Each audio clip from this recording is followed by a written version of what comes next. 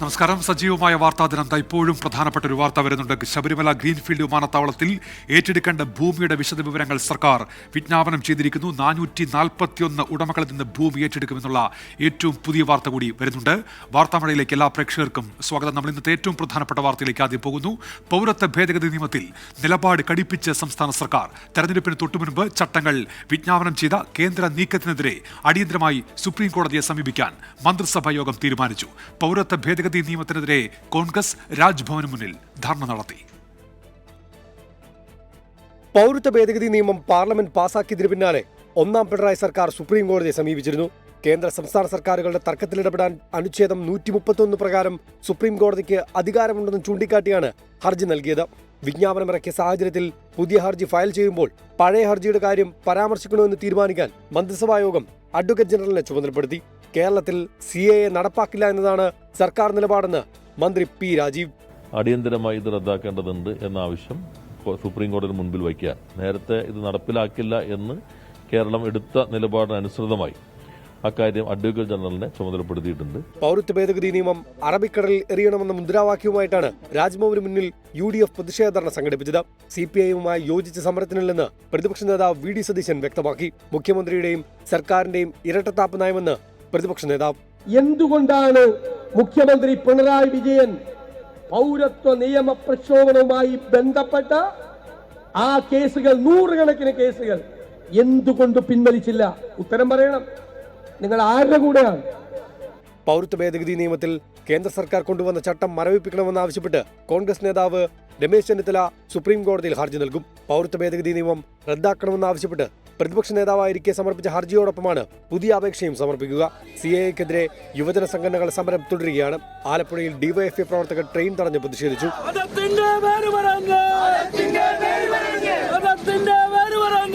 വിവിധ ബ്യൂറോകൾക്കൊപ്പം 24 തിരുവനന്തപുരം. പൗരത്വ ഭേദഗതി നിയമത്തിനെതിരെ വിമർശനം കടുപ്പിച്ച് പ്രതിപക്ഷ പാർട്ടികൾ. കേന്ദ്ര സർക്കാരിന്റേത് വോട്ട് ബാങ്ക് ലക്ഷ്യമിട്ടുള്ള അപകടകരമായ നീക്കമാണെന്ന് ഡൽഹി മുഖ്യമന്ത്രി അരവിന്ദ് കെജ്രിവാൾ കുറ്റപ്പെടുത്തി. വ്യാജ നിർമ്മിതികളാണ് BJPയുടെ ജീവശ്വാസമെന്ന് തമിഴ്നാട് മുഖ്യമന്ത്രി MK സ്റ്റാലിൻ വിമർശിച്ചു.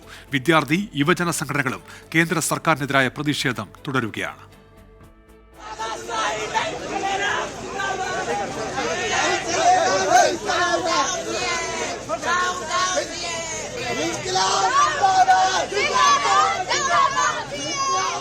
പൗരത്വ നിയമത്തിനെതിരെ കേന്ദ്ര സർക്കാരിനെ കടന്നാക്രമിക്കുകയാണ് പ്രതിപക്ഷ സംസ്ഥാനങ്ങൾ. പാകിസ്ഥാനിൽ നിന്നുള്ളവരെ കുടിയിരുത്താനാണ് BJPയുടെ ആഗ്രഹമെന്ന് ഡൽഹി മുഖ്യമന്ത്രി അരവിന്ദ് കെജ്രിവാൾ വിമർശിച്ചു. രാജ്യത്തിനകത്തെ തൊഴിൽ രഹിതരും ഭവനരഹിതരുമായ ആളുകളെ കേന്ദ്ര സർക്കാർ കണ്ടില്ലെന്ന് നടിക്കുന്നതായും രാജ്യവികസനത്തിനായി ചെലവഴിക്കേണ്ട തുകയാണ് കേന്ദ്ര സർക്കാർ പാകിസ്ഥാനികളുടെ സ്ഥിരതാമസത്തിനായി ചെലവഴിക്കുന്നതെന്നും കേജ്രിവാൾ. पाकिस्तानियों और बांग्लादेशियों के लिए भारी संख्या में भारत आने के लिए BJP सरकार ने दरवाजे खोल दिए. अब BJP कह रही है कि इलीगल माइग्रेंट जो आए हैं उनको हम नागरिकता देंगे, उनको हम बसाएंगे. BJPയെ കടന്നാക്രമിച്ച തമിഴ്നാട് മുഖ്യമന്ത്രി MK സ്റ്റാലിൻ കള്ളവും വാട്സ്ആപ്പ് കഥകളുമാണ് BJPയുടെ ജീവശ്വാസമെന്ന് പറഞ്ഞു. പൗരത്വ നിയമത്തിനെതിരെ ഡൽഹി സർവകലാശാലയിൽ SFI പ്രതിഷേധിച്ചു. സർവകലാശാലയ്ക്ക് മുന്നിൽ പ്രതിഷേധിച്ച SFI വിദ്യാർത്ഥികളെ ബലം പ്രയോഗിച്ച് പോലീസും കേന്ദ്രസേനയും ചേർന്ന് കസ്റ്റഡിയിലെടുത്തു. आर्टिकल 14 के तहत पे हमारा संविधान ये कहता है कि कोई भी नागरिक, चाहे वो नागरिक हो, कोई भी पर्सन, सिटीजन इस देश का, उसको डिस्क्रिमिनेट नहीं किया जाएगा.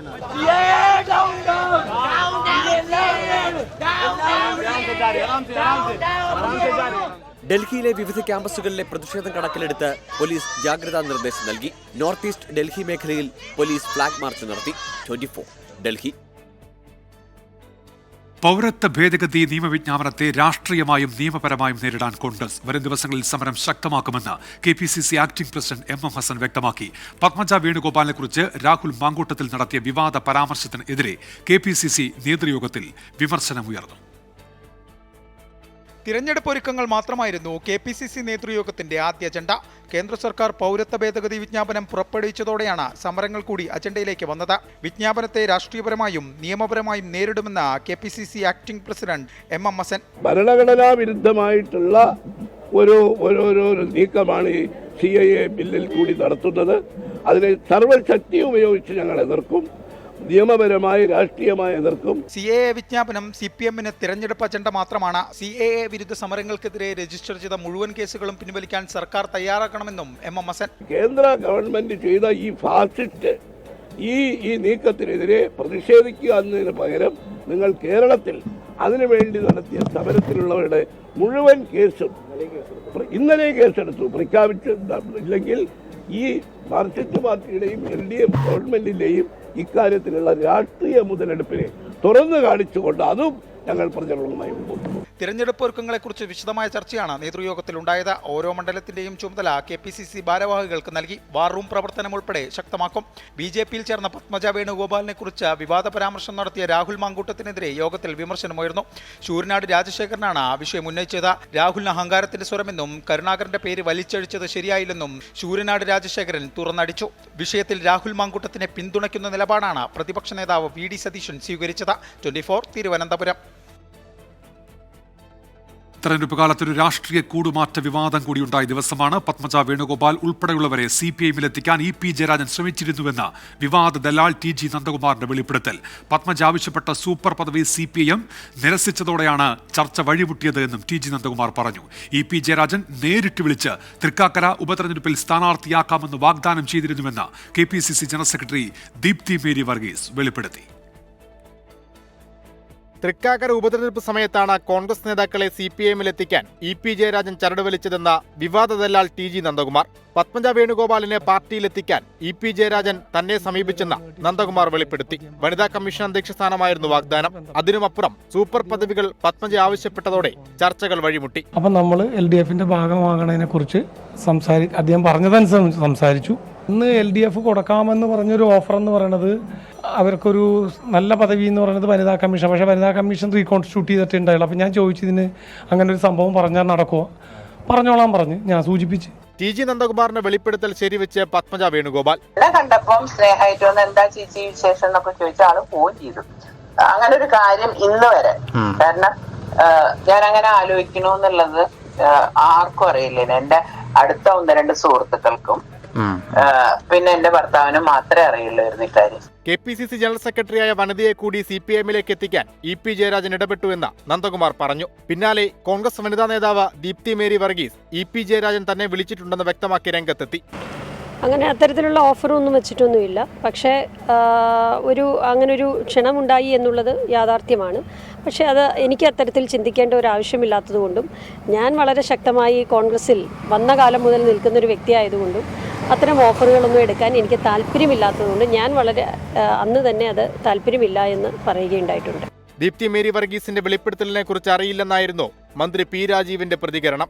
നമ്മുടെ അറിവിലുള്ളതല്ല. ഞങ്ങളങ്ങനെ അപ്പുറത്തെ സ്ഥാനാർത്ഥി നോക്കുന്ന സമയമായിരുന്നില്ലല്ലോ. അത് ഞങ്ങളുടെ കയ്യിൽ നിന്ന് നമ്മൾ സ്ഥാനാർത്ഥിയൊക്കെ അവതരിപ്പിച്ചതല്ലേ.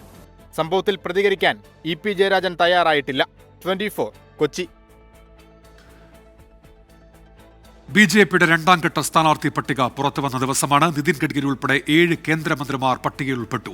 ഹരിയാന മുഖ്യമന്ത്രി സ്ഥാനത്ത് നിന്ന് രാജിവെച്ച മനോഹർലാൽ ഖട്ടാർ കർണാളിൽ ലോക്സഭാ സ്ഥാനാർത്ഥിയാകും.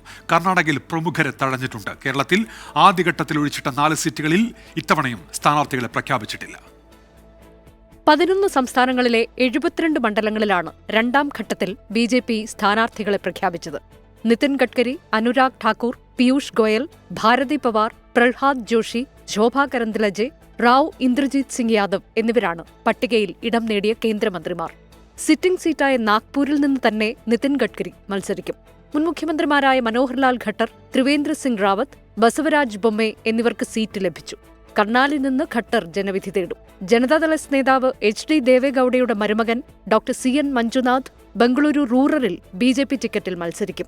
BS യെദ്യൂരപ്പയുടെ മകൻ BY രാഘവേന്ദ്ര ഷിമോഗയിലും, അശോക് തൻവാർ സിർസയിലും, പങ്കജ മുണ്ടെ ബീഡിലും സ്ഥാനാർത്ഥിയാകും. പാർലമെന്റ് പുകയാക്രമണ വിവാദത്തിൽപ്പെട്ട പ്രതാപ് സിംഹയെ ഒഴിവാക്കി. മുൻ കേന്ദ്രമന്ത്രി സദാനന്ദ ഗൌഡയ്ക്കും നളൻകുമാർ കട്ടീലിനും അനന്ത്കുമാർ ഹെഗ്ഡെയ്ക്കും സീറ്റില്ല. കേരളത്തിൽ ഒഴിച്ചിട്ട 4 സീറ്റുകളിലെ പ്രഖ്യാപനം അടുത്ത ഘട്ടത്തിലുണ്ടാകും. 24 ഡൽഹി. കോൺഗ്രസിന്റെ സുപ്രധാന പ്രഖ്യാപനം വന്ന ദിവസമാണ്. സ്ത്രീ വോട്ടേഴ്സിനെ ലക്ഷ്യമിടുന്ന BJPക്ക് അതേ നാണയത്തിൽ മറുപടിയുമായി കോൺഗ്രസ്. സ്ത്രീകൾക്ക് കേന്ദ്ര സർക്കാർ ജോലികളിൽ 50% സംവരണവും 1 ലക്ഷം രൂപ വാർഷിക സഹായവും അടക്കമുള്ള വാഗ്ദാനങ്ങൾ ഭാരത് ജോഡോ ന്യായയാത്രയ്ക്കിടെ രാഹുൽ ഗാന്ധി പ്രഖ്യാപിച്ചു. ഭാരത് ജോഡോ യാത്രയുടെ ഭാഗമായി മഹാരാഷ്ട്രയിലെ ധുലെയിൽ നടത്തിയ മഹിളാ റാലിയിലാണ് രാഹുൽ ഗാന്ധി സ്ത്രീകൾക്കായുള്ള കോൺഗ്രസിന്റെ ഗ്യാരണ്ടികൾ പ്രഖ്യാപിച്ചത്. മഹിളാ ന്യായ് എന്ന പേരിൽ 5 വാഗ്ദാനങ്ങൾ. കേന്ദ്ര സർക്കാർ ജോലികളിൽ 50% സംവരണം, ദരിദ്ര കുടുംബങ്ങളിലെ സ്ത്രീകളുടെ അക്കൗണ്ടിലേക്ക് വാർഷിക സഹായമായി 1 ലക്ഷം രൂപ, ആശാ അങ്കണവാടി ജീവനക്കാർക്ക് ഇരട്ടി ശമ്പളം, ഒപ്പം എല്ലാ ജില്ലകളിലും വനിതാ ഹോസ്റ്റൽ. 1 लाख रुपए उसके बैंक अकाउंट में हर साल ऑटोमेटिक डायरेक्ट उसके बैंक अकाउंट में जाए. और वैसे ही हिंदुस्तान में करोड़ों महिलाओं के साथ करोड़ों महिलाओं के बैंक अकाउंट में साल का 1 लाख रुपए आएगा. क्रांतिकारी कदम है ये. अगर नरेंद्र मोदी जी अरबपतियों को 16 लाख करोड़ रुपए दे सकते हैं तो हम करोड़ों महिलाओं को 1 लाख रुपए दे सकते हैं. തെരഞ്ഞെടുപ്പിൽ സ്ത്രീ വോട്ടർമാർ എത്രത്തോളം നിർണായകമാണെന്നതിന് ഏറ്റവും ഒടുവിലെ അനുഭവമാണ് മധ്യപ്രദേശിൽ കണ്ടത്. ശിവരാജ് സിംഗ് ചൌഹാൻ നടപ്പിലാക്കിയ ലാഡ്ലി ബഹൻ പദ്ധതി BJP സർക്കാരിന് തെരഞ്ഞെടുപ്പിൽ വൻ നേട്ടം നൽകി. ഇതുകൂടി മുന്നിൽ കണ്ടാണ് കോൺഗ്രസിന്റെയും നീക്കം. മോദിയുടെ ഗ്യാരണ്ടി എന്ന മുദ്രാവാക്യത്തിന് ബദലായി കൂടിയാണ് വിവിധ ജനവിഭാഗങ്ങളെ ലക്ഷ്യമിട്ട് രാഹുൽ ഭാരത് ജോഡോ യാത്രയിൽ ഗ്യാരണ്ടികൾ പ്രഖ്യാപിക്കുന്നത്. ആദിവാസി ന്യായ് എന്ന പേരിൽ ആ വിഭാഗത്തിനായി ഇന്നലെ രാഹുൽ സമാന പ്രഖ്യാപനങ്ങൾ നടത്തിയിരുന്നു. 24 മുംബൈ. ജമ്മുകശ്മീർ നിയമസഭാ തെരഞ്ഞെടുപ്പും ലോക്സഭാ തെരഞ്ഞെടുപ്പും ഒരുമിച്ച് നടത്തുന്നത് പരിഗണനയിലാണെന്ന് മുഖ്യ തെരഞ്ഞെടുപ്പ് കമ്മീഷണർ. സുരക്ഷാ സാഹചര്യം പരിശോധിച്ച് മാത്രമേ അന്തിമ തീരുമാനം സ്വീകരിക്കൂവെന്നും രാജീവ് കുമാർ പറഞ്ഞു.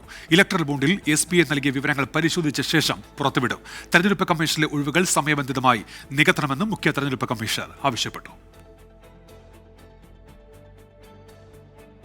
തുടക്കത്തിൽ സൂചിപ്പിച്ചൊരു വാർത്തയുടെ വിശദാംശങ്ങളിലേക്ക് ഇനി. ശബരിമല ഗ്രീൻഫീൽഡ് വിമാനത്താവളത്തിനായി 441 പേരിൽ നിന്ന് ഭൂമി ഏറ്റെടുക്കും. ഇതിന്റെ വിശദ വിവരങ്ങൾ സർക്കാർ വിജ്ഞാപനം ചെയ്തു. ആക്ഷേപങ്ങൾ അറിയിക്കാൻ 15 ദിവസത്തെ സമയം അനുവദിച്ചിട്ടുണ്ട്. ഷഫീദ് റാവുത്തർ തിരുവനന്തപുരത്ത് നിന്ന്. ഷഫീദ്, വിവരങ്ങൾ എന്തൊക്കെയാണ്?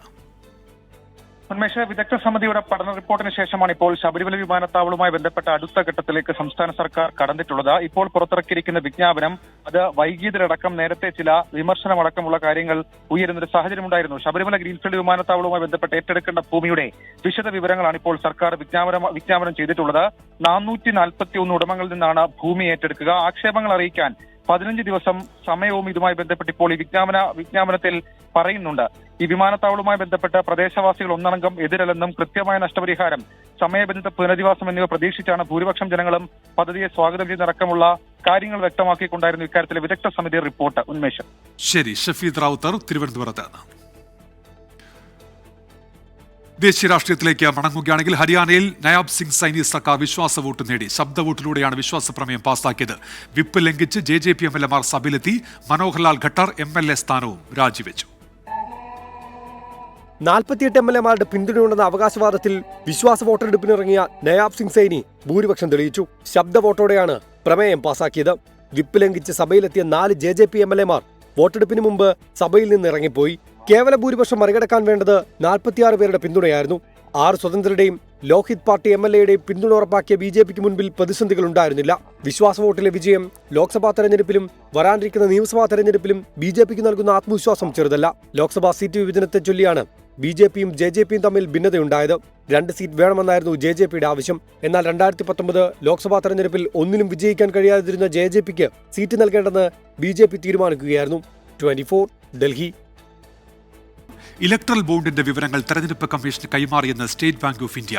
ആകെ വിറ്റത് 22,217 കടപ്പത്രങ്ങളാണ്. ഇതിൽ 22,030 രാഷ്ട്രീയ പാർട്ടികൾ ഉപയോഗിച്ചു. സുപ്രീംകോടതിയിൽ നൽകിയ സത്യവാങ്മൂലത്തിലാണ് SBI ഇക്കാര്യങ്ങൾ വ്യക്തമാക്കിയത്. സുപ്രീം കോടതി ഉത്തരവ് പാലിച്ചു എന്ന് വ്യക്തമാക്കിയാണ് സത്യവാങ്മൂലം. തെരഞ്ഞെടുപ്പ് കമ്മീഷന് പെൻഡ്രൈവിലാണ് വിവരങ്ങൾ കൈമാറിയത്. 2 PDF ഫയലുകൾക്കും പാസ്വേഡ് നൽകിയിട്ടുണ്ടെന്നും SBI സത്യവാങ്മൂലത്തിൽ പറയുന്നു. ആകെ വിറ്റത് 22,217 കടപ്പത്രങ്ങളാണ്. ഇതിൽ 22,030 രാഷ്ട്രീയ പാർട്ടികൾ ഉപയോഗിച്ചു.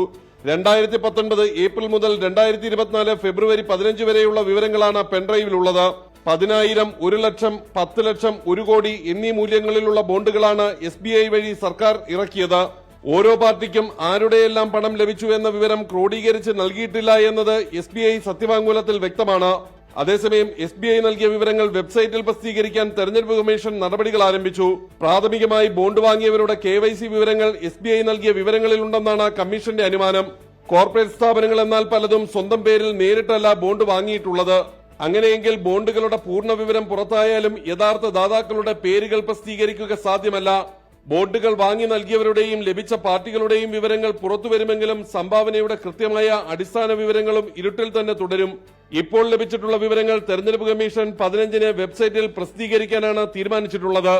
ആർ രാധാകൃഷ്ണൻ, 24, ഡൽഹി. കേരളവുമായി ബന്ധപ്പെട്ട ഒരു സുപ്രീം കോടതി വാർത്ത കൂടിയുണ്ട്. കേരളത്തിന്റെ സാമ്പത്തിക പ്രതിസന്ധിയിൽ സുപ്രീം കോടതി നിർദ്ദേശിച്ച രക്ഷാ പാക്കേജിൽ കേരളവും കേന്ദ്രവും തമ്മിൽ സമവായത്തിലെത്തിയില്ല.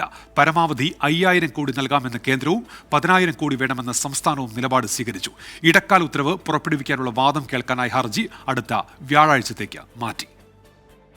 സാമ്പത്തിക അച്ചടക്കമില്ലാത്തതാണ് സംസ്ഥാനത്തെ പ്രശ്നങ്ങൾക്ക് കാരണമെന്നായിരുന്നു കേന്ദ്രത്തിന്റെ വാദം. കേന്ദ്രം ഹാജരാക്കിയ സ്ഥിതിവിവര കണക്കുകൾ ഇപ്രകാരം: 56,583 കോടി ഈ വർഷം സംസ്ഥാനം കടമെടുത്തു. 37,583 കോടി പൊതുവിപണിയിൽ നിന്നും 9,611 കോടി പൊതുമേഖലാ സ്ഥാപനങ്ങളിൽ നിന്നുമാണ് കടമെടുത്തത്. അടുത്ത വർഷം 33,597 കോടി കേരളത്തിന് കടമെടുക്കാൻ അർഹതയുണ്ട്. ഇതിൽ 5,000 കോടി ഇപ്പോൾ അനുവദിക്കാം. പ്രതിമാസം 3,642 കോടിയാണ് കേരളം ഇപ്പോൾ കടമെടുക്കുന്നത്. 5,000 കോടി അനുവദിച്ചാൽ ഇത് ഏകദേശം 2,000 കോടിയായി ചുരുങ്ങും. കേന്ദ്രത്തിന്റെ വാദങ്ങളെ കേരളം അംഗീകരിച്ചില്ല. ചുരുങ്ങിയത് 10,000 കോടിയെങ്കിലും കടമായി അനുവദിക്കണം. അടുത്ത വർഷത്തെ പരിധിയിൽ കുറയ്ക്കുന്നതും അംഗീകരിക്കാനാവില്ല. ഇരുഭാഗത്തെയും വാദം കേട്ട കോടതി വിഷയത്തിൽ ഒത്തുതീർപ്പ് നിർദ്ദേശത്തിന് ഇനി പ്രസക്തിയില്ലെന്ന് വ്യക്തമാക്കി. അടുത്ത വ്യാഴാഴ്ച കേസിൽ വിശദമായ വാദം കേട്ട് ഇടക്കാല ഉത്തരവ് പറയും. ആർ രാധാകൃഷ്ണൻ, 24, ഡൽഹി. പൗരത്വ ഭേദഗതി നിയമം പ്രാബല്യത്തിൽ വന്നതോടെ പ്രതിഷേധങ്ങൾ പലയിടങ്ങളിലായി നടക്കുന്നുണ്ട്. കൊച്ചിയിൽ നടക്കുന്ന ഒരു പ്രതിഷേധത്തിലേക്കാണ് നമ്മൾ ഇനി പോകുന്നത്. കൊച്ചി RBI ഓഫീസിലേക്ക് കോൺഗ്രസിന്റെ നൈറ്റ് മാർച്ച് ഇപ്പോൾ ആരംഭിച്ചിരിക്കുന്നു. എബിൻ ജോസ് ഉണ്ട് വിവരങ്ങളുമായി തത്സമയം ഇപ്പോൾ വാർത്താമഴയിൽ. എബിൻ, പ്രതിഷേധം എവിടെ നിന്നാണ് ഇപ്പോൾ ആരംഭിച്ചിരിക്കുന്നത്? എന്തൊക്കെയാണ് വിവരങ്ങൾ? ഉന്മേഷ്, പ്രതിഷേധം തുടരുകയാണ്. കൊച്ചി RBI ഓഫീസിലേക്കായിരുന്നു ഇപ്പോൾ യൂത്ത് കോൺഗ്രസിന്റെ നേതൃത്വത്തിൽ നൈറ്റ് മാർച്ച് നടത്തിയത്. യൂത്ത് കോൺഗ്രസ് പ്രവർത്തകർ പൗരത്വ നിയമ ഭേദഗതി യാതൊരു തരത്തിലും രാജ്യത്ത് നടപ്പാക്കാൻ അനുവദിക്കില്ല എന്നുള്ള മുദ്രാവാക്യം ഉയർത്തിക്കൊണ്ടാണ് ഇപ്പോൾ എറണാകുളത്തെ യൂത്ത് കോൺഗ്രസ് പ്രവർത്തകരുടെ നേതൃത്വത്തിൽ ഈ RBI ഓഫീസിലേക്ക് പന്തം കൊളുത്തി പ്രകടനവും അതുപോലെ തന്നെ മാർച്ചുമായി ഇവിടെ എത്തിയത്. ഏതായാലും ഇപ്പോൾ മാർച്ച് RBI ഓഫീസിന് മുന്നിൽ എത്തിയിരിക്കുകയാണ്. വലിയ പോലീസ് സന്നാഹം ഇവിടെയുണ്ട്. ഇപ്പോൾ സമാധാനപരമായാണ് മാർച്ച് പുരോഗമിക്കുന്നത്. നേതാക്കൾ സംസാരിച്ചുകൊണ്ടിരിക്കുകയാണ്. വലിയൊരു പ്രവർത്തന പങ്കാളിത്തമുണ്ട്. കഴിഞ്ഞ ദിവസങ്ങളിലെല്ലാം സംസ്ഥാനങ്ങളിൽ ഉയർത്തിയ രീതിയിൽ തന്നെയുള്ള മുദ്രാവാക്യം ഉയർത്തിക്കൊണ്ടാണ് യൂത്ത് കോൺഗ്രസ് എറണാകുളത്തും പ്രതിഷേധ പ്രകടനങ്ങൾ നടത്തുന്നത്. വരും ദിവസങ്ങളിലും ഇതിന്റെ ഭാഗമായി തുടർ പ്രതിഷേധങ്ങൾ ഉണ്ടാകുമെന്ന് തന്നെയാണ് യൂത്ത് കോൺഗ്രസിന്റെ നേതാക്കൾ പറയുന്നത്. ഉന്മേഷ്, ശരി. എബിൻ ജോസ് ആണ് വിവരങ്ങൾ നൽകിയത്. പൗരത്വ നിയമ ഭേദഗതി നിയമം പ്രാബല്യത്തിൽ വന്നതോടെ പലയിടങ്ങളിലും പ്രതിഷേധം. യൂത്ത് കോൺഗ്രസിന്റെ പ്രതിഷേധം കൊച്ചിയിൽ ഇപ്പോൾ നടക്കുകയാണ്. സംസ്ഥാനത്തെ വൈദ്യുതി പ്രതിസന്ധി ചർച്ച ചെയ്യാൻ നാളെ മുഖ്യമന്ത്രിയുടെ അധ്യക്ഷതയിൽ യോഗം ചേരുന്നുണ്ട്. സംസ്ഥാനം രൂക്ഷമായ വൈദ്യുതി പ്രതിസന്ധിയിലാണെന്ന് മന്ത്രി കെ കൃഷ്ണൻകുട്ടി വ്യക്തമാക്കി. അദ്ദേഹത്തിന്റെ കത്തിന്റെ അടിസ്ഥാനത്തിലാണ് നാളെ യോഗം ചേരുന്നത്. സംസ്ഥാനത്ത് വൈദ്യുതി ഉപഭോഗം വീണ്ടും ഉയർന്നു. ജല അതോറിറ്റി KSEBിക്ക് നൽകാനുള്ള കുടിശ്ശികയായ 2068.17 കോടി രൂപ സർക്കാർ ഏറ്റെടുത്തു.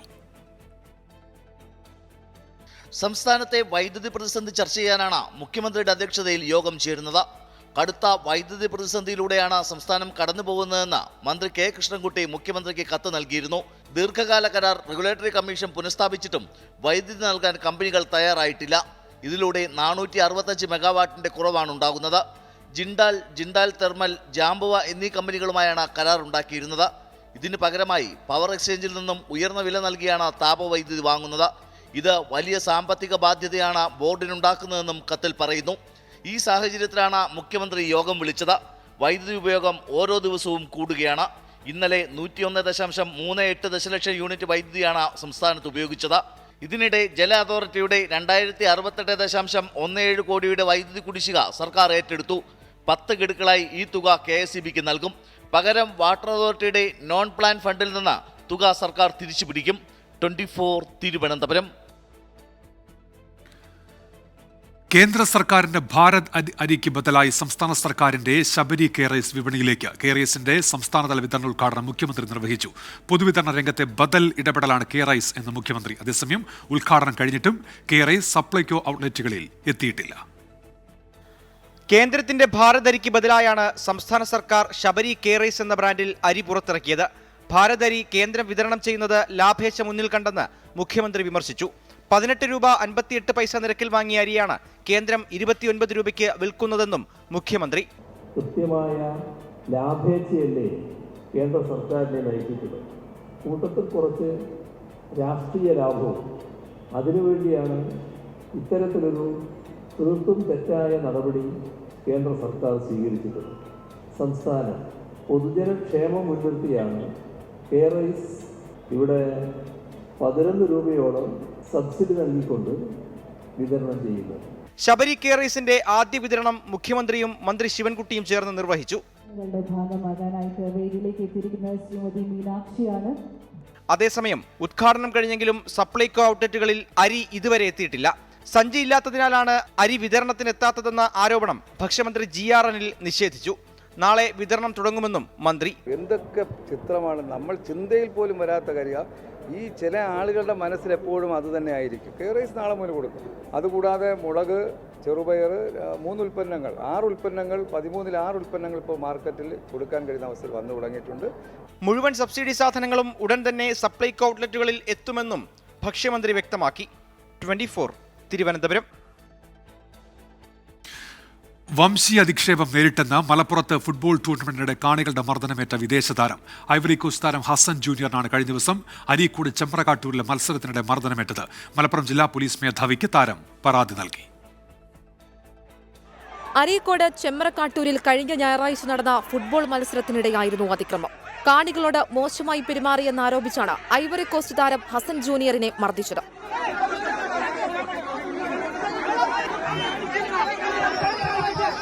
ജില്ലാ പോലീസ് മേധാവിക്ക് താരം നൽകിയ പരാതി അരീക്കോട് പോലീസിന് കൈമാറി. പിന്നാലെ പോലീസ് മൊഴി രേഖപ്പെടുത്തി. He was trying to go and take a football.